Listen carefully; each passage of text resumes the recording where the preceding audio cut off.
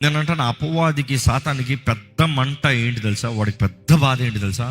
ఈరోజు నేను ఇంత శోధిస్తానికి, నేను ఇంత నాశనం చేస్తానికి, నేను ఇంత పాడు చేస్తానికి, దేవుని దగ్గర నుండి నేను ఇంత దూరం చేస్తానికి వాడికి ఎందుకు అంత ఖర్చు తెలుసా? వాడు పడినప్పుడు దేవుడు పరలోకాన్ని దిగి రాలే. వాడు పాపం చేసినప్పుడు దేవుడు వాడి కొడుకు క్రయధనాన్ని చెల్లించలే. వాడు అవిధేయుడిగా మారినప్పుడు వాడిని వెతుక్కుని దేవుడు రాలే. దేవుని వేలు ద్వారా పైనుండి కింద పరతోడు పెట్టాడంట. కానీ ఈ ఆదాము పడినప్పుడు, అవ్వ పడినప్పుడు ఆ అపవాదిని తీర్చిన తీర్పు దేవుడు మానవుడికి వాళ్ళ కృపనిచ్చాడు.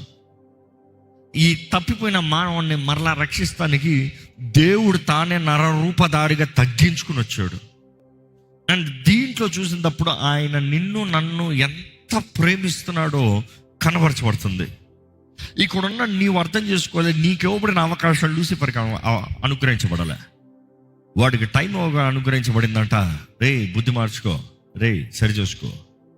కానీ ఈరోజు మనకి చూస్తే టైం మాత్రం కాదు, రక్షణ సిద్ధపరచబడింది. నీ కొరకు మార్గం సిద్ధపరచబడింది. నీ కొరకు క్రయధనాన్ని సిద్ధపరచబడింది. ఈరోజు నీవు ఆయనలోకి వస్తానికి, ఆయనలో నిలబడటానికి, ఆయన రక్తం ద్వారా శుద్ధీకరించబడి పవిత్రుడు అవుతానికి అవకాశం ఉంది.